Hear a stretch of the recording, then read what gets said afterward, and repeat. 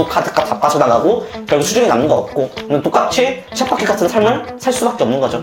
근데 남들과 달라져야 됩니다. 부적을 줬어요. 부적을. 어떤 부적이냐면 저 같은 경우는 새롭게 태어났다. 그러니까 기존에 가졌던 제 마인드셋이 아예 다 바뀐 시기라고 보면 됩니다. 어디 사이비 단체라도 들어간 거예요? 잠깐만.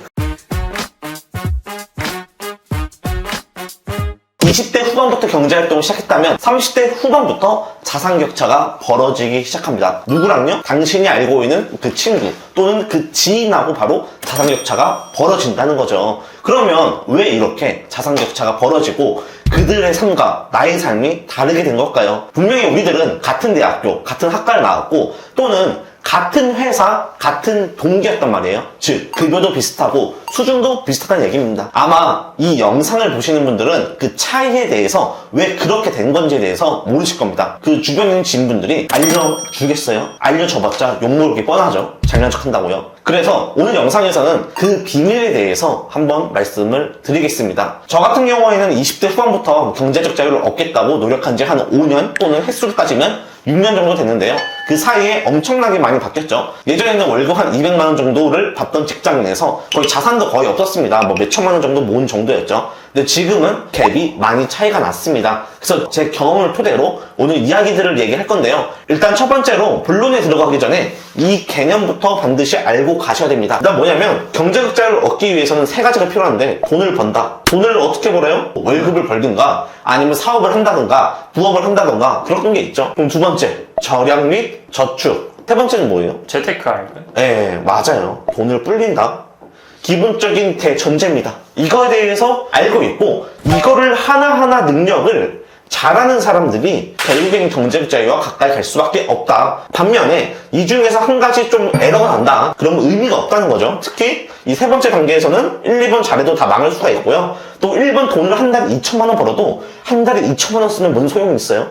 오히려 더 위험해질 수 있다. 그런 거죠. 그러니까 이거를 계산식으로 얘기하면 훨씬 간단해요. 돈을 번다를 그냥 소득으로 하겠습니다. 돈을 쓰는 거, 지출. 그러면 수중에 내 남는 돈이에요, 남는 돈. 그럼 여기서 하나 더 나아가서 뭐가 있냐? 투자라는 게 있어요, 투자. N승으로 들어가죠, N승으로. 그래서 투자랑 재테크를 얼마나 수익률을 높이느냐에 따라서 여기서 돈을 벌고 그리고 그 돈을 모았던 거가 얼마나 크게 차이가 발생하느냐 그 이야기입니다. 즉 쉽게 말하면 돈을 벌고 이제 돈을 써서 모았던 거를 그냥 예적금에 넣어서 금리 한 30% 받는 사람하고 또 투자의 달인이 돼서 한 연수익률이 20, 30% 되는 사람하고 차이가 엄청나게 횟수가 거듭될수록 바뀔 수밖에 없는 거죠. 그래서 이 개념을 반드시 아셔야 된다. 그래야 오늘 영상에서 제가 말씀드리는 것들이 더 이해가 잘 되실 겁니다. 아까 제가 이 공식에 대해서 말씀드렸잖아요. 근데 또 어떤 분들은 그럴 수가 있어요.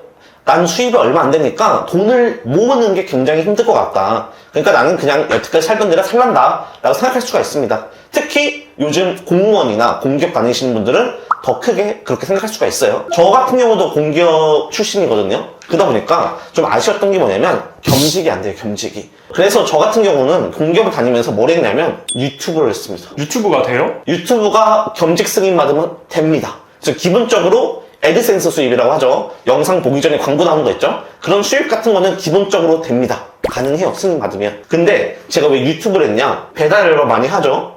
근데 이것 같은 경우는 겸직 승인 될까요? 안 해줄 것 같은데요. 맞아요. 하기 어려워요. 그래서 유튜브는 그냥 콘텐츠 개념이니까 회사 다니면서 뭐 주말이나 좀 여가 시간대 이런 걸 할 수 있겠다 싶어서 이 정도는 승인 받을 수 있겠다 라고 해서 이제 이거를 시작했던 거고요. 그래서 제가 말씀드리고 싶은 건 뭐냐면 좀 사기업 다니시는 분들은 좀 알아서 부업 같은 거 잘 챙겨서 하시는 것 같은데 이제 공무원이나 공기업 다니시는 분 같은 경우는 다른 방식으로 뭐 더 부가 수입을 올릴 수 있는 것들이 있을 수 있거든요. 그래서 그런 것들도 한번 찾아보시면 좋을 것 같습니다. 유튜브를 하라는 얘기가 아니에요.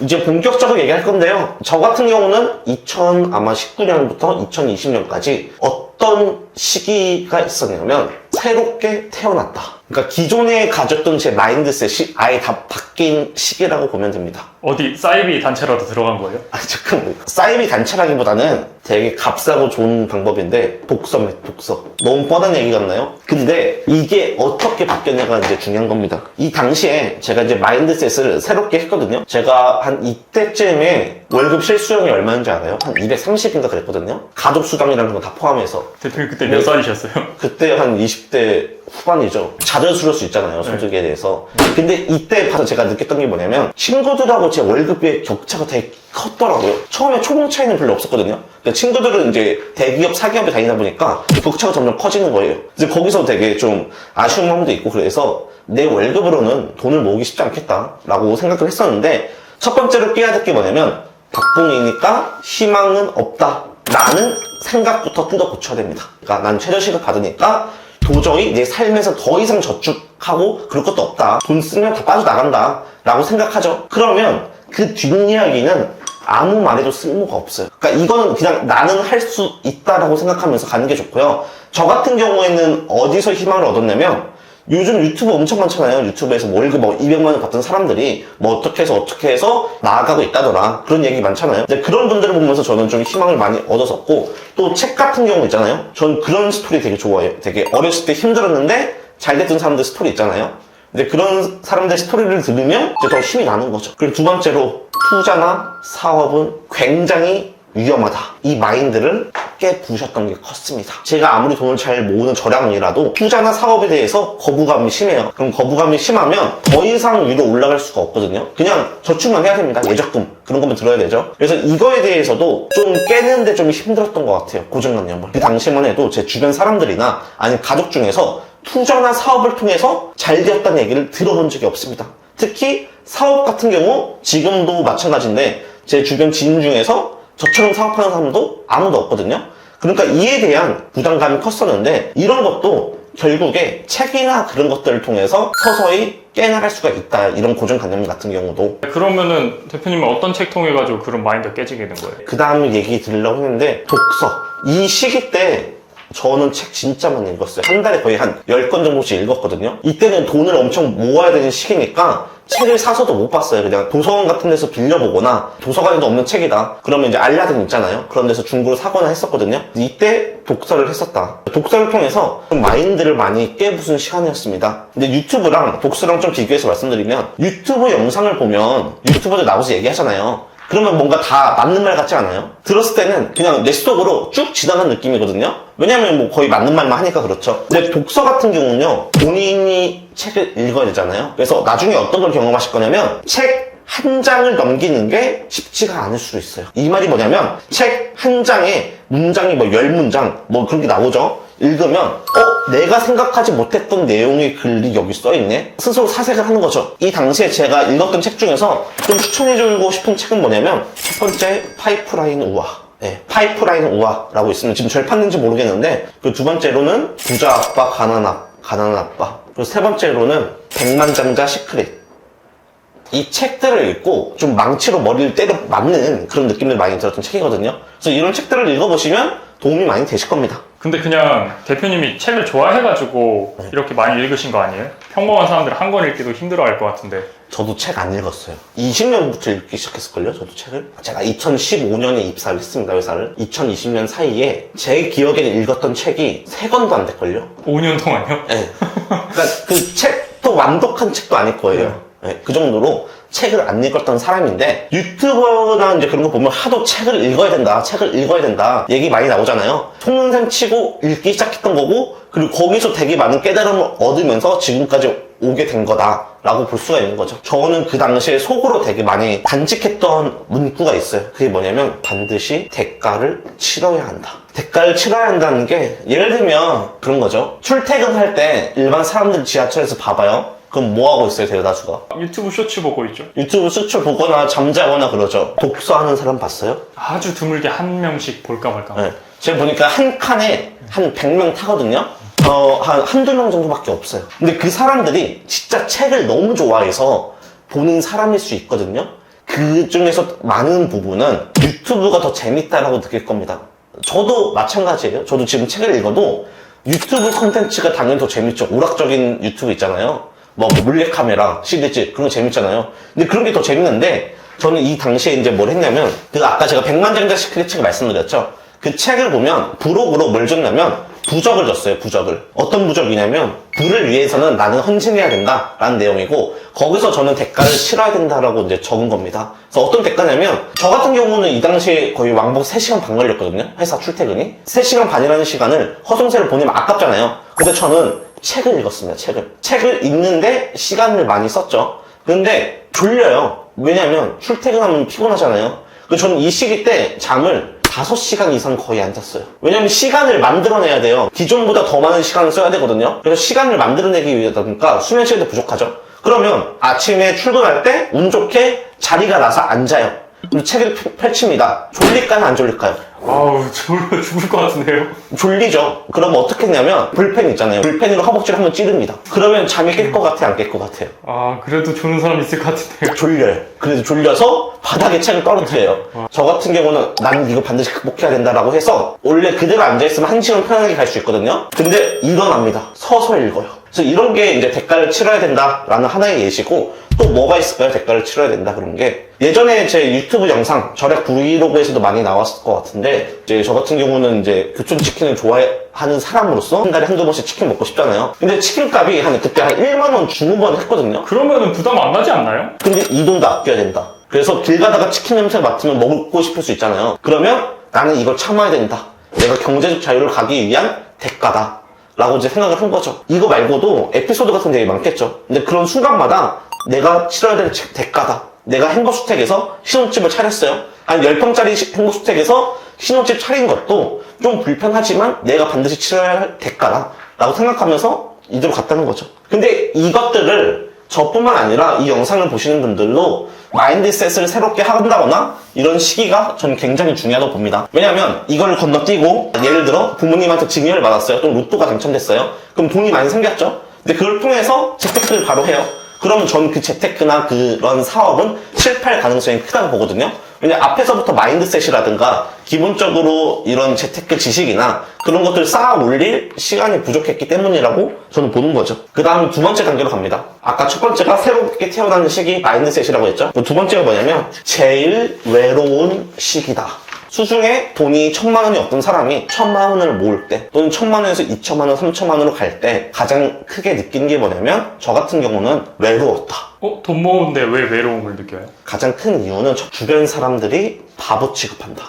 예를 들면 나는 점심 먹고 카페 안 가겠다 라고 한다거나 아니 난 돈 모아야 되니까 이번 휴가에는 그냥 집 근처에서 보내야겠다 라고 한다면 주변 사람들이 야, 네 월급이 얼만데 그렇게 해서 어차피 부자 못돼 그냥 써 라고 한다는 거죠. 그러면서 괜히 내가 바보가 된 느낌이라는 거죠. 그래서 주변 사람들이 이 절약을 처음에 시작했을 때 많이 방해를 해요. 나중에 한 몇 억을 넘기면 방해 안 하거든요. 아, 이 사람이 이렇게 했으니까 이렇게 했나 보다 라고 그냥 그러려니 하는데 처음에는 야, 네 월급 얼마 된다고 하면서 바보 취급한다는 거죠. 그래서 이때가 되게 외롭고 여기서 무너지는 분들도 많아요. 남들과 똑같이 살아야겠다라고 하면서. 근데 남들과 똑같이 살면 잘 살 수 있어요? 그냥 남들과 똑같이만 살 것 같은데요. 그렇죠. 남들과 똑같이 한 달에 월급 받으면 뭐 할부, 카드값 다 빠져나가고 결국 수중에 남는 거 없고 똑같이 쳇바퀴 같은 삶을 살 수밖에 없는 거죠. 근데 남들과 달라져야 됩니다. 주변 사람들이 나를 바보 취급하더라도 여기서부터는 이 사람들이 잘 모르는 거다. 내가 가는 길이 맞다고 책 속에 수많은 저자들이 얘기했다. 그러니까 나는 그냥 그대로 절약하면서 돈 모을 거다 라고 할 수 있다는 거죠. 두 번째로 중요한 게 뭐냐면 반드시 강제저축이다.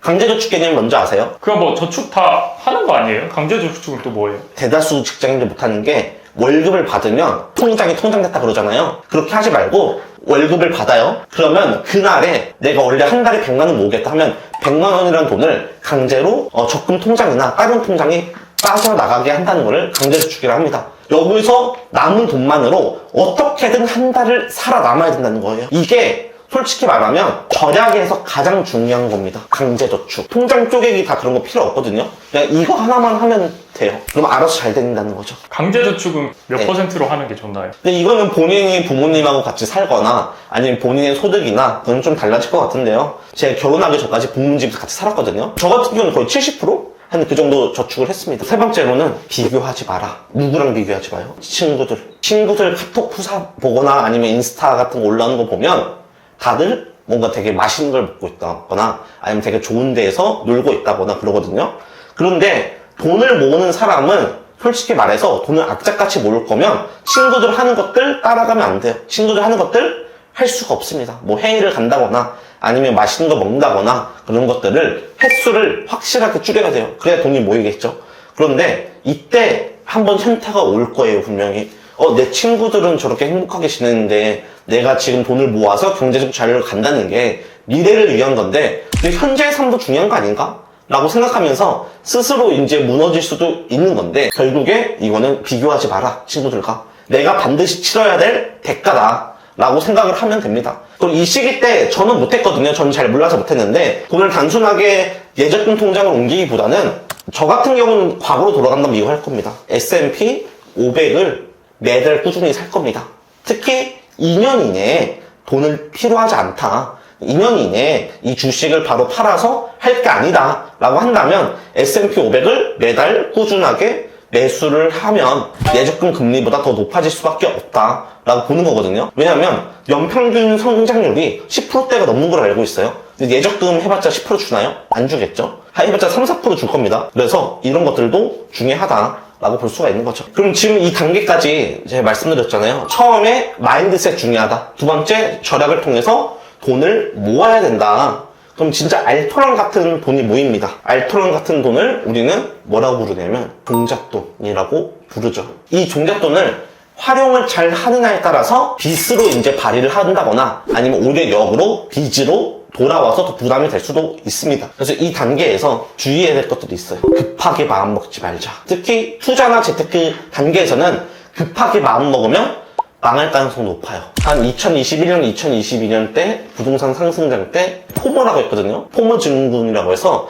남들이 다 하니까 지금 해야 된다라는 거잖아요. 노두광 지역, 예전에 이때 젊은 사람들 다 비싸게 사가지고 지금 경매로 나오고 가격이 엄청 떨어졌다고 했잖아요. 그래서 이때 이 사람들이 영끌 막 해서 그랬잖아요. 뭐 벼락거지란 말 나오고. 그래서 이때 이 사람들이 그냥 급하게 마음 먹어서 이런 투자를 했고 결국에 안 좋은 결과로 돌아왔다 라고 보는 거죠. 그래서 급하게 마음 먹지 말고 충분하게 공부를 하고 해야 된다. 특히 남들을 따라가면 망할 가능성이 높다라고 말씀드릴 수 있습니다. 그리고 두 번째로는요, 재테크 학원 많죠. 근데 그분들이 종종 매물 같은 걸 추천을 많이 해주거든요. 그 추천 매물 같은 거를 고지고대로 받아들이지 마라. 왜 그럴까요? 이 매물이 안 좋아서 그럴까요? 그럴 수도 있을 것 같은데요. 안 좋은 거 끼워 팔려고. 너무 부정적인 거 아닙니까? 뭐 진짜 그렇게 나쁜 마음 먹을 수 있는데 뭐 그런 것도 얘기 나오더라고요. 강사가 뭐 어디 브로커랑 연결해가지고 이 매물 팔면 얼마씩 돈 준다 강사한테. 그 악성 매물 같은 그렇게 하는 얘기도 있는데 제가 말하고 싶은 거는 그 얘기가 아니라요. 이 추천 매물이라는 게 누구한테는 좋은 매물일 수가 있고요. 또 반대로 누구한테는 안 좋은 매물일 수가 있어요. 잠실 방이동에 예를 들어 꼬마 빌딩에 원래 시세가 한 100억짜리였어요. 그럴 리는 없겠지만 갑자기 50억으로 급매로 나왔어요. 주변 시세에 비해서 훨씬 싸요. 피디님한테 좋은 매물이에요. 50억이죠? 한 80% 대출 나와요. 뭐 치는 곳을 다 빼고 얘기할게요. 10억이란 돈이 당장 눈통이 돼야 되고요. 40억이란 돈이 대출이자를 내야 돼요. 40억에 5% 금리가 2억이에요. 2억. 1년에 2억. 한 달이면 얼마예요? 1,000만 원 후반대예요. 근데 이거 사서 공실 났어요. 1,000만 원 후반 매달 버세요? 못 벌죠. 그니까 누가 봐도 좋은 매물도 누군가가 이 매물을 사면 이제 인생 안드로메다로 갈 수 있는 거고요. 그래서 추천 매물이라는 게 모든 사람한테 맞지가 않아요. 예를 들면 뭐 아파트 투자 같은 경우도 무주택자들한테 좋은 매물이 있고요. 또 다주택자한테 좋은 매물이 있는 것처럼 다 맞지 않거든요. 근데 잘 모르는 분들은 추천 매물이니까 무조건 좋은 거다 라고 해서 매수하다가 큰 일이 생길 수도 있다라는 거고요. 그래서 결국 추천 매물을 고지고대로 받아들이지 말고 본인 상황에서 시뮬레이션 하면서 이제 그렇게 하는 것도 되게 중요하다 라고 말씀드릴 수가 있습니다. 또 세 번째는요, 사업을 통해서 돈을 불릴 수도 있거든요. 근데 저 같은 경우는 공유업체 사업을 하죠. 근데 일반적인 요식업 사업이 아니라 공유업 사업이라고 하니까 시설업 또는 임대업 개념입니다. 그래서 좀 부동산 사업 개념이 같이 녹여져 있어요. 그러다 보니까 뭐 시설비 한 2억 넣으면 수익률이 한 30% 정도 나오는 그런 사업입니다. 일반적으로 생각하는 재테크 그런 투자보다는 이런 사업적으로도 이렇게 수익률을 많이 높여서 자산이 더 높일 수 있는 그런 것들이 되겠죠. 사업과 관련해서도 인사이트가 있습니다. 사업 위에서는 거의 재테크 쪽이거든요. 재테크 중에서도 거의 부동산이죠. 부동산. 사업을 성공하려면 뭐 해야 되는지 알아요? 되게 간단해요. 진짜 간단합니다. 성공하는 아이템을 하면 되지 않나요? 성공하는 아이템 갖다가 안드로메다 가는 거예요, 이제. 왜냐면 성공하는 아이템 뭐 있어요? 요 과정 뭐 올해는 좀 잠깐 주춤하는데 작년에 성공했죠? 성공하는 아이템은 보통 트렌드 따라갈 수도 있거든요? 근데 그 트렌드가 얼마나 갈까요? 그래서 성공하는 아이템이 아니라 내가 하는 사업 아이템을 가지고 고객한테 새롭게 부가가치를 창출할 수 있냐. 더 쉽게 말하면 고객이 원하는 거를 살살 긁어줘서 고객이 만족을 해줬냐. 그거를 볼 수 있는 거거든요. 더 쉽게 얘기하면 경쟁사 있죠. 주변에 있는 경쟁사보다 내가 가지고 있는 경쟁 우위가 더 크면 돼요. 그래서 고객들이 비교를 할 거 아니에요. 근데 우리 게 더 경쟁 요소가 더 높다 라고 하면 우리 거가 선택이 되니까 사업이 잘 될 수밖에 없는 거죠. 그래서 오늘 영상 이야기가 굉장히 길어졌는데요. 제가 앞에서 말했죠. 돈을 벌고 그리고 돈을 모으고 그리고 돈을 불리는 단계 이야기들을 했는데 저 같은 경우는 2019년부터 2025년까지 거의 6년 동안 이 짓을 하고 있었던 겁니다. 특히 2019년, 2020년에는 돈을 모으면서 새롭게 자본주의에 특화된 사람으로 새롭게 태어났다라고 보는 거고요. 그 뒤부터는 그 마인드셋을 가지고 있으니까 더 열심히 모을 수밖에 없고요. 또는 재테크나 또는 지금처럼 제가 하고 있는 공유업 사업을 통해서 지금까지 오게 된 거다. 지금까지 제가 말씀드렸던 게 5년 전에는 나와 분명히 똑같았던 사람인데 5년 뒤에는 갑자기 격차가 벌어지는 이유가 오늘 영상에서 말씀을 드린 겁니다. 그리고 시간이 거듭할수록 인내의 힘을 미친 듯이 봤거든요. 그래서 격차가 더 벌어진다. 5년 전에 저와 같은 길을 걸었던 사람들하고 차이가 한 50이라고 볼게요. 그럼 2030년에는 50이 아니라 제가 봤을 때는 2, 300 차이가 날 수도 있어요. 그러니까 이 영상을 보시는 분들이라면 지금도 늦지 않았거든요. 오히려 더 늦게 출발하면 더 격차는 엄청 크게 벌어질 수밖에 없어요. 그러니까 지금부터라도 이 영상을 보고 느낀 바가 있었다면 마인드셋을 해라. 즉 독서부터 했으면 좋겠습니다. 학원비도 몇십만 원 하잖아요. 근데 독서 같은 거 10,000원, 20,000원이면 사거든요. 책 같은 경우는 책과 담을 쌓고 살았다 하면 한 권의 책만 추천드리자면 파이프라인 우화 아까도 말씀드렸는데 이 책을 꼭 읽어보셨으면 좋겠습니다. 특히 직장 생활이 최고다라고 생각하시는 분들한테는 강력 추천드리고요. 저도 이 책을 읽으면서 책이 엄청 얇아요. 거의 부르셔처럼 엄청 얇거든요. 이 엄청 얇은 책을 거의 며칠 동안 계속 봤거든요. 그래서 막 형광펜 치면서 막 글도 적고 하면서 봤었는데 그래서 이 책을 꼭 읽어보시면 좋을 것 같습니다. 이거 책 광고 아니에요? 책 광고 아니고요. 예. 근데 피디님 이거 보고 퇴사하는 거 아니에요? 근데 이 책을 읽고 나면 내가 그동안 알고 있던 세상에 서서히 균열이 생길 거예요. 그래서 세상이 조금 더 다르게 보일 겁니다. 그럼 바로 그때부터 경제적 자유를 위해 새롭게 태어날 수 있는 겁니다.